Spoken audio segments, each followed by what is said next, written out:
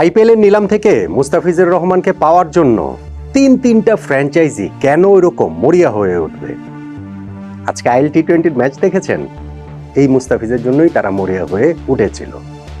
মুস্তাফিজুর রহমান কি এমন বোলার যে তার জন্য 9,20,00,000 রুপি খরচ করতে হবে, কিংবা বাংলাদেশি মুদ্রায় 12,40,00,000 টাকা খরচ করতে হবে, ম্যাচ প্রতি প্রায় 1 কোটি টাকা করে তাকে দিতে হবে? আবারও বলছি, আজকে আইএল টি-20 ম্যাচ দেখেছেন? সেই মুস্তাফিজের জন্যই এই কলকাতা নাইট রাইডার্স এতগুলো অর্থ খরচ করেছে। দেখুন, উইকেট অনেকেই নিতে পারেন, কিন্তু ইম্প্যাক্ট টি-20 ক্রিকেটের জন্য যেটা ভীষণ রকমের গুরুত্বপূর্ণ, সেই ইম্প্যাক্টের দিক থেকে মুস্তাফিজ আসলে বল হাতে এখন পৃথিবীর সবচেয়ে গুরুত্বপূর্ণ বোলারদের একজন, এইটা স্বীকার করতেই হবে। কত উইকেট তিনি নিলেন, কত রান তিনি দিলেন, তার ইকোনমি কত, তার স্ট্রাইক রেট কত, সেগুলো গুরুত্বপূর্ণ, কিন্তু টি-20 ফরম্যাটে ইম্প্যাক্টটা এত গুরুত্বপূর্ণ, এবং সেই ইম্প্যাক্টটা এই টোটাল আইএল টি-20 জুড়েই আমরা দেখতে পাচ্ছি মুস্তাফিজের কাছ থেকে। এবং এই ম্যাচে সেটা এত ভালোভাবে দেখা গেল যে বোঝা গেল কেন আইপিএলে তিনটা ফ্র্যাঞ্চাইজি মুস্তাফিজের জন্য ভাবে ঝাঁপিয়েছিলেন। বোঝা গেল কেন কলকাতা নাইট রাইডার্স তাকে 12.5 কোটি টাকা দিয়ে দলে নিয়েছে। এরকম ইম্প্যাক্টফুল বোলারকেই তো আইপিএলের প্রয়োজন, যে কোনো দলেই আসলে, যে কোনো লিগেই প্রয়োজন।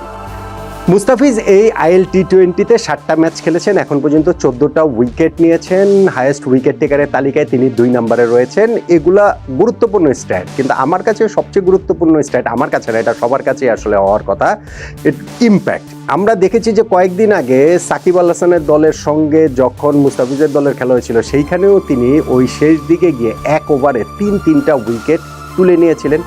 এবং এই ডেথ ওভারে মুস্তাফিজ ভয়ঙ্কর, যখন দলের প্রয়োজন ওই মোমেন্টটাতে তিনি মোমেন্টাম ঘুরিয়ে দিতে পারেন। এইগুলোই তো মুস্তাফিজের ট্রেড, এটাই তো মুস্তাফিজের বিশেষত্ব, এবং সেইটা আজকের ম্যাচটাতে আরও ভালো করে বোঝা গেল। মুস্তাফিজের শুরুটা আজকে ভালো হয়নি। তিনি সেকেন্ড ওভারে বোলিংয়ে এসেছিলেন, জেমস ভিন্স তাকে একটা 4 মারলেন, রামানুল্লাহ গুরবাজ তাকে ছক্কা মারলেন, ওই ওভারে তিনি 13টা রান দিয়ে দিলেন। এরপরে 13 নম্বর ওভার শেষ হওয়ার আগ পর্যন্ত তার হাতে আর বল তুলে দেওয়া হয়নি। ততক্ষণে এই গালফ জায়ান্টস তারা ইনিংসটাকে গুছিয়ে নিয়েছে। 3 উইকেটে 110 রানে তারা পৌঁছে গিয়েছে। উইকেটে 2 সেট ব্যাটসম্যান, জেমস ভিন্স তখনও রয়েছেন, এবং আজমতুল্লাহ ওমরজাই ততক্ষণে 40s-এর ঘরে পৌঁছে গিয়েছেন। ফলে 13 ওভার শেষে যেই দলটার স্কোর 3 উইকেটে 110, শেষ 7 ওভারে অ্যাটলিস্ট 70 রান করলেও তো 180 হয়ে যায়, 200 রান পর্যন্ত হতে পারে, এরকম একটা অবস্থা। এবং ঠিক সেই মুহূর্তে মুস্তাফিজকে বোলিংয়ে ফিরিয়ে আনা হলো, এবং তখনই মুস্তাফিজ তার ম্যাজিকটা দেখালেন। মুস্তাফিজ বোঝালেন তার ইম্প্যাক্টটা, এবং বোঝালেন কি কারণে আইপিএলে তিনি এত মূল্যে বিক্রি হলেও সেটা যথার্থ। জেমস ভিন্স প্রথম বলটাতে তাকে 4 মেরেছিলেন, পরের বলটাতে ওই 14 নম্বর ওভার, পরের বলটা তিনি ওয়াইড দিলেন, কিন্তু থার্ড বলটাতেই কাঙ্ক্ষিত ব্রেক থ্রু এনে দিলেন। 60+ 61 রানের জুটি যে হয়ে গিয়েছিল জেমস ভিন্সকে, তিনি একটা কাটারে বিভ্রান্ত করে উইকেট কিপারের হাতে ক্যাচ দিলেন, তিনি পার্টনারশিপটা ব্রেক হলো। আর 1 বল পরেই সেকেন্ড উইকেটটাও তিনি পেয়ে গেলেন আজমতুল্লাহ ওমরজাই, যিনি ততক্ষণে 25 বলে 43 রান করে ফেলেছেন, 3টা 4 মেরেছেন, 3টা ছক্কা মেরেছেন, এবং তার ওই বিস্ফোরক রূপেই তিনি রয়েছেন। তাকে আউট করতে না পারলে স্কোরটা আসলে ধরাছোঁয়ার বাইরে চলে যেতে পারতো মুস্তাফিজের দলের, কিন্তু ওই জায়গাটাতে তিনি আরও একটা কাটারে এইবার আজমতুল্লাহ ওমরজাইয়ের ব্যাটের ইনসাইড এজ লেগে তিনি প্লেড আউট হয়ে গেলেন, বোল্ড হয়ে গেলেন, ডাবল ব্রেক থ্রু এনে দিলেন, 2 সেট ব্যাটসম্যানকে মুস্তাফিজ আউট করে দিলেন। ম্যাচে দারুণভাবে কামব্যাক করলো মুস্তাফিজের দল দুবাই ক্যাপিটালস। বাট এইখানেই আসলে শেষ না, নেক্সট ডেলিভারি তিনি যেটা করলেন ওইটাই আসলে ক্লাসিক মুস্তাফিজ। ওইটাতে মুস্তাফিজকে সবচেয়ে ভালোভাবে বোঝা যায়।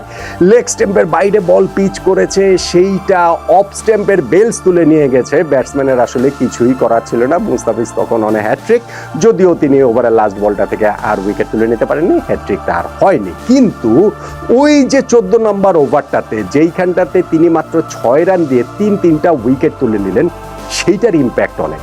একটা দলের স্কোর 13 ওভার শেষে 3 উইকেটে 110, সেই দলটা 180, 190, 200 পর্যন্ত করার মতো অবস্থাতে রয়েছে। সেইখানটাতে এক ওভারটাতেই মুস্তাফিজ যখন তিনটা উইকেট নিয়ে ফেলেন, 14 ওভার শেষে তারা যখন 6 উইকেটে 116 রানে পরিণত হয়, তখন কিন্তু আর অত বড় রানের অবস্থাটা করার মতো অবস্থাতে তারা থাকে না। এইখানটাতে মুস্তাফিজের মুন্সিয়ানা, এইখানটাতেই মুস্তাফিজের ম্যাজিক। মুস্তাফিজ ইনিংসের লাস্ট ওভারও বোলিং করেছেন, সেখানটাতে তিনি আরও একটা উইকেট পেতে পারতেন এক্সট্রা কাভারে, ওইখানে মোহাম্মদ নবী ক্যাচটা না ফেলে দিলে। যদিও ওই ওভারে রান আউটের হ্যাট্রিক হয়েছে, তিনটা রান আউট হয়েছে, 156 রানে এই গালফ জায়ান্টস অল আউট হয়ে গেছে, যেই রান তাড়া করে মুস্তাফিজের দল ম্যাচটা জিতে নিয়েছে। এখন দেখেন, এই এত কিছু হয়েছে শুধুমাত্র মুস্তাফিজের ওই একটা ওভারের কারণে। যদি আপনি টার্নিং পয়েন্ট বলেন, অবভিয়াসলি মুস্তাফিজের সেই ওভারটাই, এবং মুস্তাফিজ এই জিনিসটা দেখিয়ে যাচ্ছেন দিনের পর দিন, ম্যাচের পর ম্যাচ। এই IL T20 অবশ্যই এটা IPL মানের টুর্নামেন্ট না, কিন্তু এইখানেও তো ভাই ইন্টারন্যাশনাল মানের অনেক ক্রিকেটার খেলেন, এবং সেইটাও খুবই আসলে প্রেস্টিজিয়াস এবং গুরুত্বপূর্ণ টুর্নামেন্ট, এবং সেইখানটাতেও মুস্তাফিজ তার এই ক্যারিশমাটা দেখিয়ে চলছেন। আমি যেটা ইম্প্যাক্ট প্লেয়ারের কথা বলছিলাম, ইম্প্যাক্ট রাখার কথা যেটা বলছিলাম, সেইটা আপনি সব ফরম্যাটের ক্ষেত্রে প্রযোজ্য ডেফিনেটলি, কিন্তু টেস্ট এবং ওয়ানডের বিষয়টা কি, ওইখানটাতে আপনার কামব্যাক করার সুযোগ থাকে, এবং ওইখানটাতে একেবারে মোমেন্টামটা একবার চলে গেলে যে আবার ফিরিয়ে আনা যাবে না, বিষয়টা সেরকম না। টেস্টে আপনার কোনো একটা দল হয়তো এক সেশন খারাপ খেললো, পরের সেশনে কামব্যাক করে, একটা দিন খারাপ খেললো, পরের দিন কামব্যাক করে।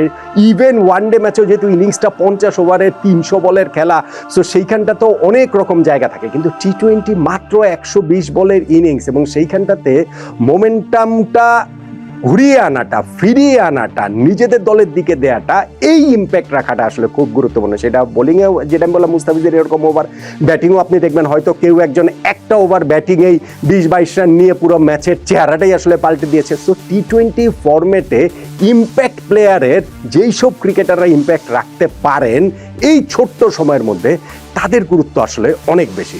দেখেন, আপনি ভারতের যে T20 ওয়ার্ল্ড কাপের স্কোয়াড ঘোষণা করলো, সেইখানটাতে তারা শুভমান গিলকে বাদ দিয়েছে। শুভমান গিল কি কোনো অংশে খারাপ ক্রিকেটার? না, কোনো অংশে খারাপ ক্রিকেটার না, কিন্তু তাই তিনি হচ্ছে গিয়ে ভারতের টেস্ট টিমের ক্যাপ্টেন, ভারতের ওয়ানডে টিমের ক্যাপ্টেন, T20 টিমেরও ভাইস ক্যাপ্টেন ছিলেন। কিন্তু আপনি যখন ইম্প্যাক্টের বিবেচনা করবেন, টপ অর্ডার ব্যাটিংয়ে নেমে ওপেনার হিসাবে কতটুকু ইম্প্যাক্ট রাখতে পারছেন, সেইখানটাতে শুভমান গিলের চেয়ে ভারত এই জায়গাটাতে প্রেফার করেছে সঞ্জু স্যামসনকে, প্রেফার করেছে ঈশান কিষানকে ইম্প্যাক্টের জায়গা থেকে। আপনি যদি প্লেয়ার হিসেবে ধরেন, ওই দুই প্লেয়ার কিন্তু শুভমান গিলের চেয়ে তুলনামূলক খারাপ প্লেয়ার, এইটা আপনার বলতে হবে। বাট ইম্প্যাক্ট তাদের T20 ফরম্যাটে বেশি এবং বেশি হবে ধরে নিয়ে ভারতের সিলেকশন প্যানেল তাদেরকে নিয়েছে।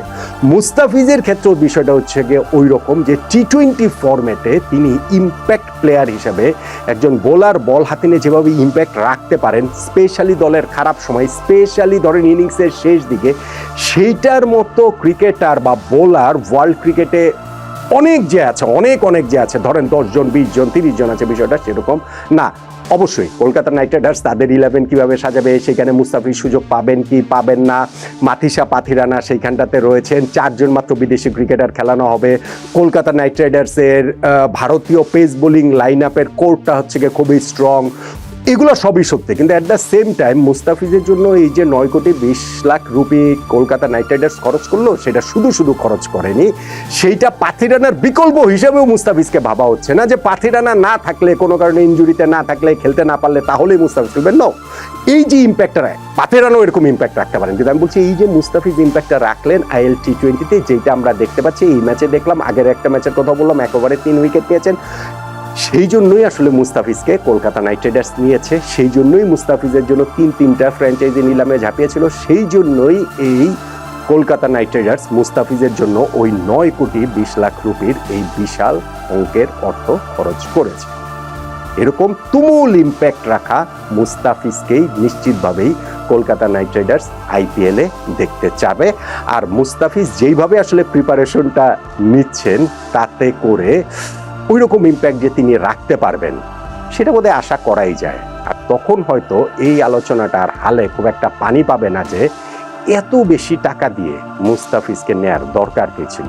বরং আলোচনাটা অন্যরকমও হয়ে যেতে পারে যে 9,20,00,000 রুপি দিয়ে নিলেও মুস্তাফিজ এই বিপুল অঙ্কের অর্থের প্রতিটা পয়সাই উসুল করা পারফরমেন্স KKR-এর জার্সিতে দিয়ে দিচ্ছেন। ওইটারই একটা ড্রেস রিহার্সেল কি আমরা IL T20-তে মুস্তাফিজের কাছ থেকে দেখতে পাচ্ছি না?